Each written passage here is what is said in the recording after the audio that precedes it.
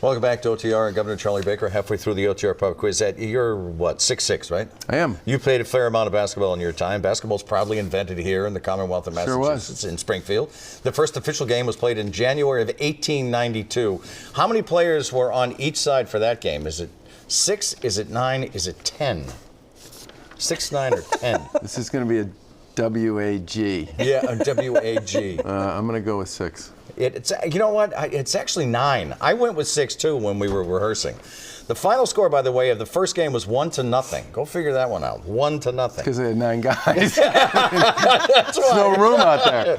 All right, here's the last question. Can't create with 9 guys. That's right. Who's going to move the ball around? You can't even move. You call Swampscott home at one point in his life. This lead singer of a rock and roll Hall of Fame band also called Swampscott home. Take a look. It's on the screen.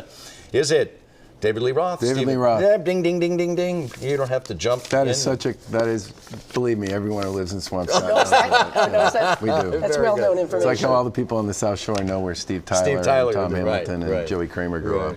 Right. So recently, not too long ago, you took a pretty bold move by putting a moratorium on all vaping products. Several questions. Do you believe the ban should be extended beyond December 24th? This is where it is right now. Are you planning to hold public hearings before then, which the court says you have to do if you want to extend it?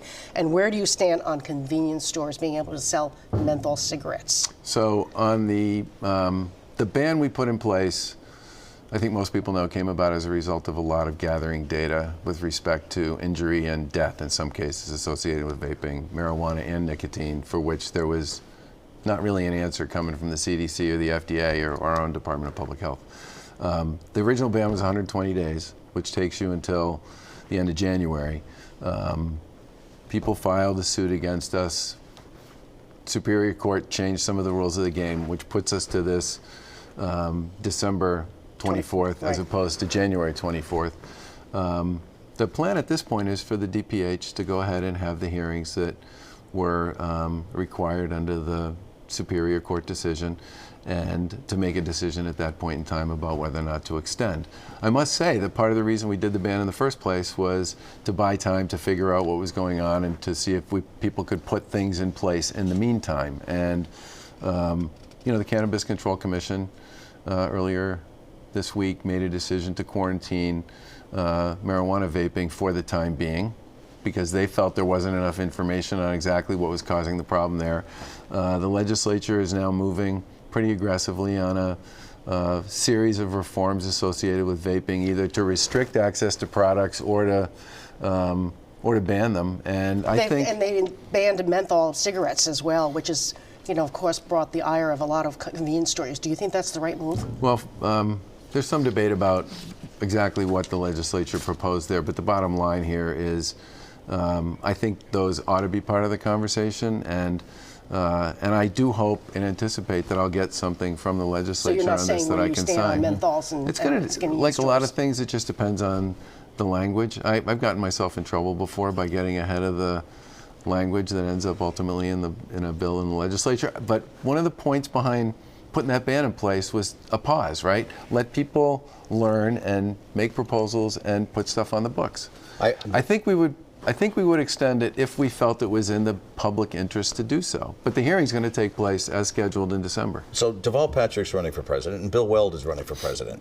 So the obvious question would be, when are you going to run for president? But I'm not going to go there. You can go there if you want, because the answer's pretty simple. It's no. Okay. So, but I'd like to go back. I'd like to go back to Deval. You ran against Deval Patrick and you lost to him, but you also inherited his administration 4 years later. So it kind of gives you a unique detail as to the man as a governor and as a candidate. What would be his strong point? Oh, he's a great candidate. I mean, he's a terrific orator. He's a wonderful retail politician. His message is always positive. He's very hard to shake. I mean, when I campaigned against him in 2010, and I said this to him after the race was over, that I thought he ran a great race. And is there a but when you analyze what he gave you to work with when you took over in 2016? Look, I think every governor, every president, every speaker, every Senate president, when you walk into the office of the person who was there before you, There's going to be stuff there that you don't appreciate having to inherit. That's just the way it works. Well, So I'm not going there with that on this one. You're not going to give me a grade on how he did as governor and what you inherited. Look, the voters ultimately are going to make a decision. You and others in the media will make sure that his record as governor gets properly vetted and the voters will vet that as well. And people will make a decision about what they think about his vision and his record, which is the way it works for everybody. You've been very outspoken about not being supportive of the current president, who is a Republican. You worked for someone who is running against him, Bill Weld. Why have you not endorsed him yet? Well, first of all, yeah, I did make pretty clear that I was concerned about whether President Trump had the sort of temperament for the office, and I didn't vote for him.